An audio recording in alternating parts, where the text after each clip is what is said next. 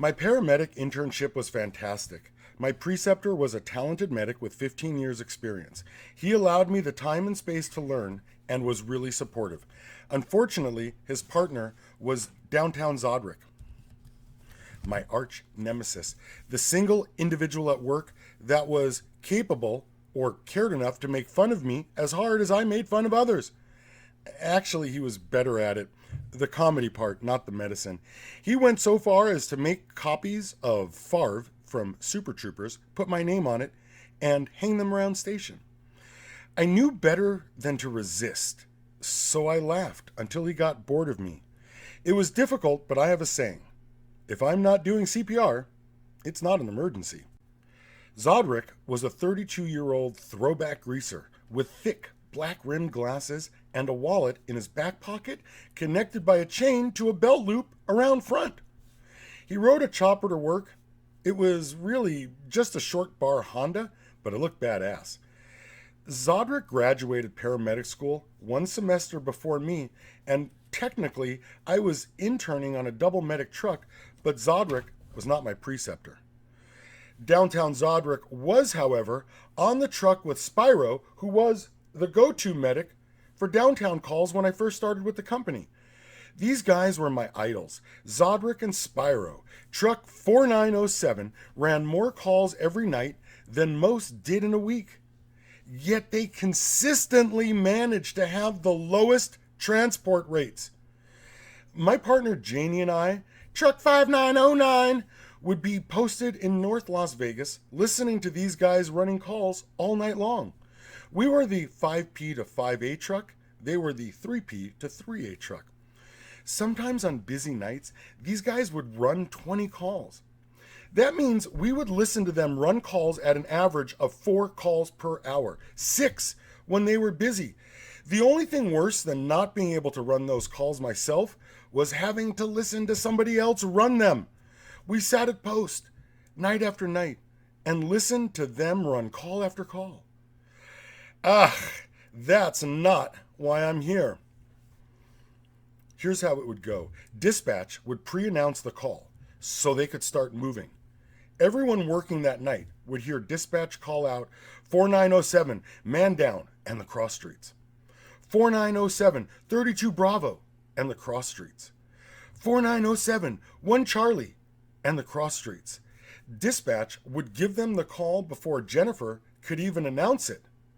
I know this because we would sometimes hear Jennifer announcing it while they were already acknowledging the call.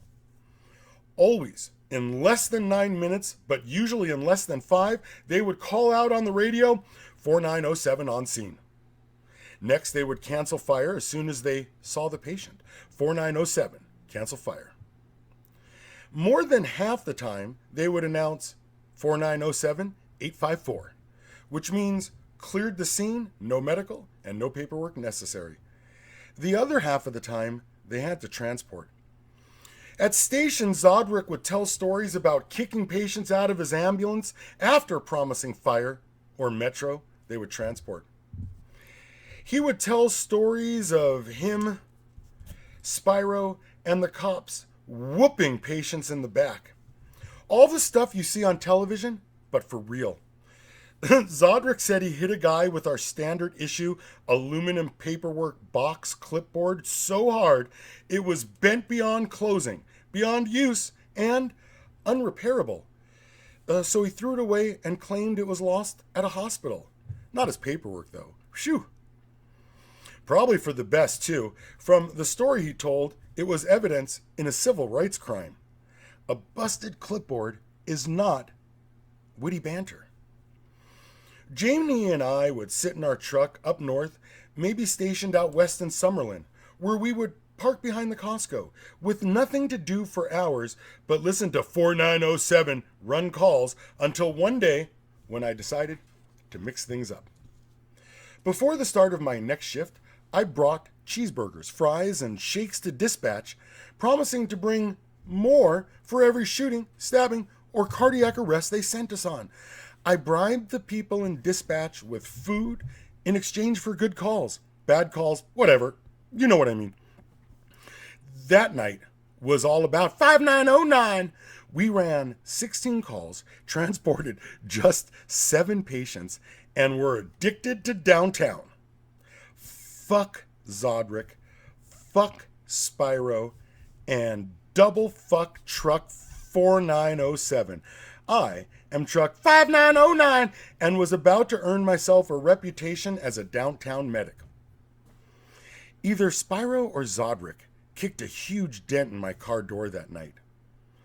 Remember the 100 Vicodin from the FBI story? Yeah, I traded those to have it pushed back out. But hey, they noticed me. Turns out Zodrick and Spyro were friends with dispatch and would sit up there and eat the food I brought and cherry pick the calls they took and the ones we got. They would hang out with dispatch and actually leave from station when their calls would come in.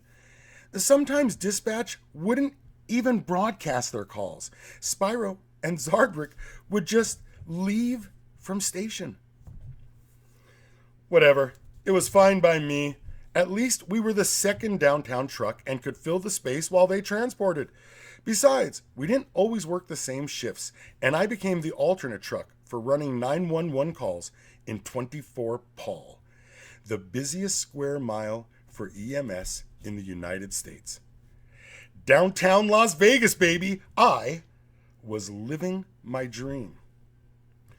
But that was 2 years ago when I first got here. Now, I am on Paramedic Zodrick's truck, and on day 1, I walked up to him, reintroduced myself, and asked him how this is going to go down because he's not allowed to ruin my career. He completely understood, was receptive, and we grew to respect each other and eventually became friends. He wasn't that great of a medic anyway. He was able to see through most of the bullshit and render appropriate treatment, but I caught him making mistakes and misreads. His favorite thing, though, was asking Mexicans, "Flojos cacas? Flojos cacas?" Which is asking if they have diarrhea in Spanish. It was funny, and sometimes we would see who could ask patients the most embarrassing questions, or how many times we could ask them if they were suffering from diarrhea. Yes, the tattoo part of the story, sorry. Zodrick and my preceptor were not a downtown truck, but they were still friends with dispatch, and they would get us posted up north by Ann and Farm, and we would watch movies behind Albertsons or sit at my preceptor's house and watch them there. On this truck, we ran an average of 4 calls per shift, which is not very many, and every time we transported, Zodrick would rob the hospital blind. He would take the little pill cups, gloves, bio bags, and several other key items to trade with a buddy of his that did tattoos. When we were especially slow, he would make several trips into the hospital collecting stuff. By night's end, he usually had 2 bio bags full of treasures and would have to stop by his car to unload it all before pulling the ambulance into station.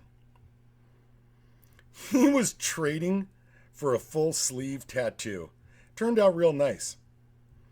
Oh, you thought the story would end with the stuff going where it was needed? Oh no, sorry. The job pays dick. For side money, I sold full medical emergency kits, including needles and bags of saline, on eBay. Seriously, try to find an employee who doesn't have an ambulance's worth of shit at their house. But except for Jeremy, nobody stole the monitors. What? The tattoo trade.